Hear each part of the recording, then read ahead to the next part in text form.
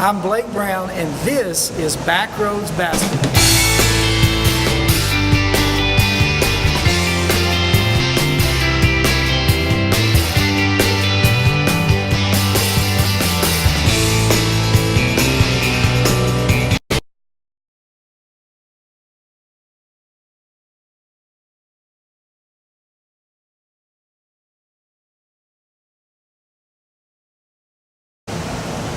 I'm Blake Brown, and this is Backroads Basketball.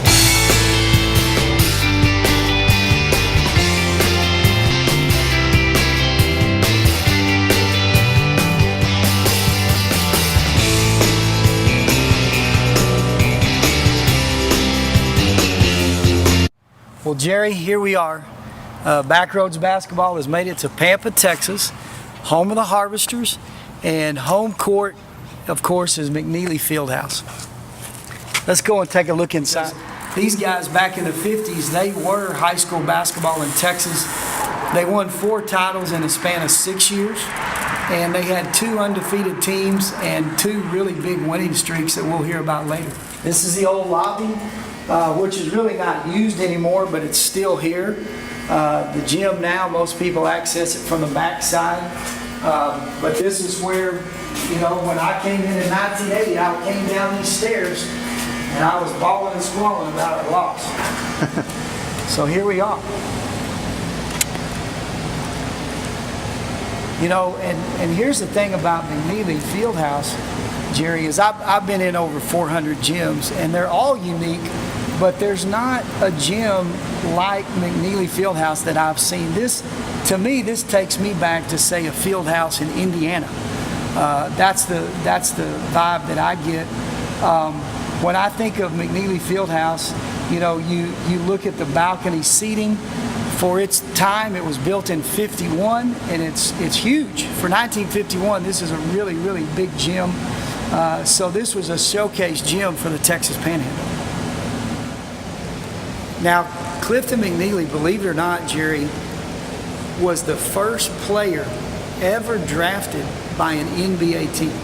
He was the first player. When the NBA held their first official draft in 1947, he was the first player taken straight out of Texas Wesleyan College. That's where he played college basketball. He's a true Texas basketball product because he played his high school basketball in Texas, he played his college basketball here in Texas, and of course his coaching career is exclusively in Texas. But he was the first player way back in 1947 chosen by the Pittsburgh Ironmen of the NBA draft. Clifton was a humble farm boy from Slidell, Texas, and he didn't see the practicality in going all the way up to a place and playing for a team that he knew nothing about. And he thought the safer bet was to stay home and go to work, and he went to work for Phillips Petroleum Company, and he actually played a little semi-pro basketball for them before he came here as the coach of the Harvesters. This is a shrine to basketball. You've got this Midwestern feel. You've got a lot of masculinity in here. You've got the interior brick, you've got the steel rafters, you've got the detailing of the upper balcony. And this, again, just feels like a gym straight out of the Midwest. And it's just a wonderful place to play basketball.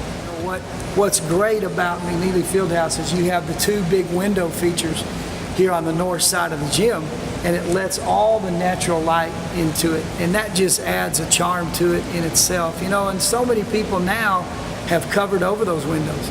You know, we've got to talk about temperature control and taking care of the building, and we lose all that. And luckily here in Pampa, we still have these grand windows that we can draw our eyes to. I'm Jerry Pope.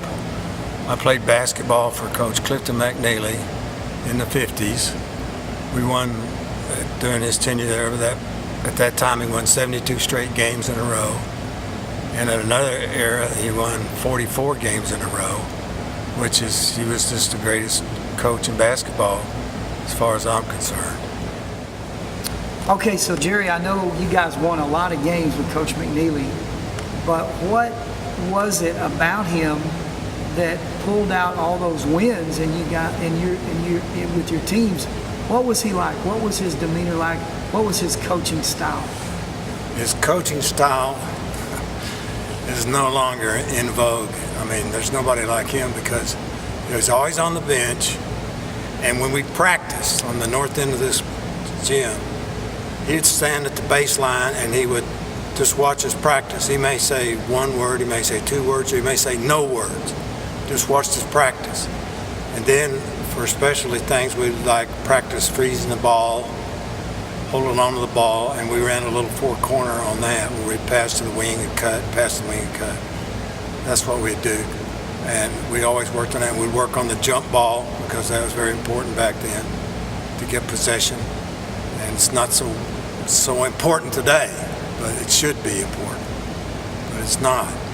Now, his demeanor was just incredible because he would just sit there and watch us play. And the other coach might call a timeout, but Coach McNeely would just huddle up and he might not say hardly anything at all.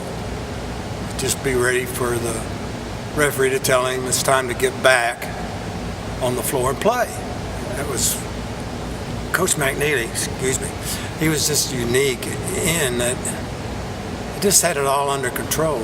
I don't really know how he did it.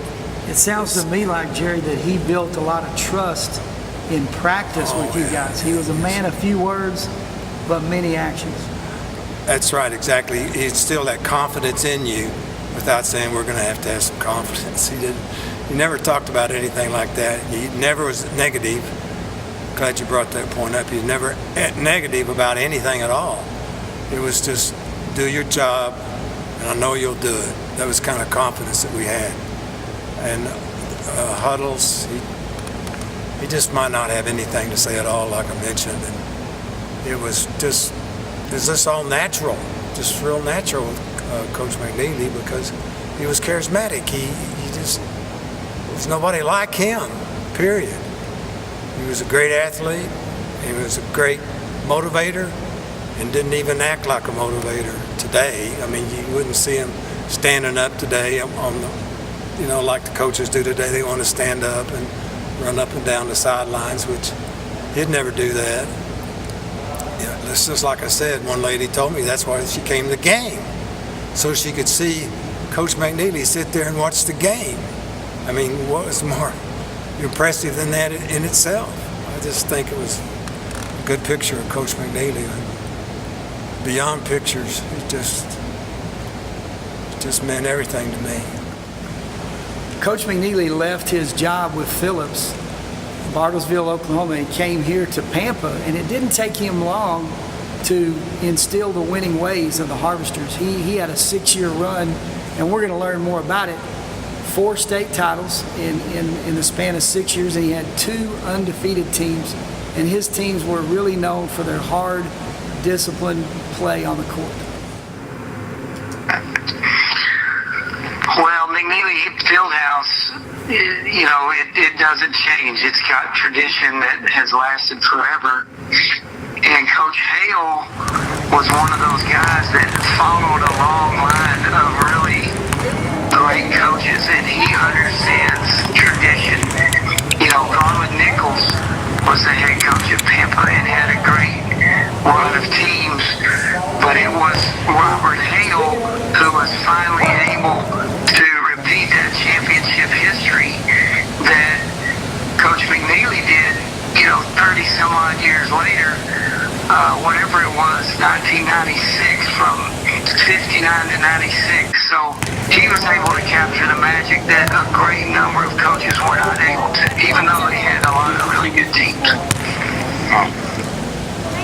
Jerry, I could come to McNeely Fieldhouse every day. This place never gets old, and since I was 10 years old, my mind brings me back to it, and now I'm lucky enough to be here again. And of course, one thing I love is the championship history that's on display at McNeely Fieldhouse. We've got these great felt banners all around the gym and on the court, and that tells us about the championship history of the Harvesters, which was created by Clifton McNeely. I love it because this place oozes history, it oozes nostalgia. When I put this project together to find the old gyms, it checks every box. We've got championships, we've got the nostalgia, we've got the look, we've got the feel of classic basketball right here in McNeely Fieldhouse.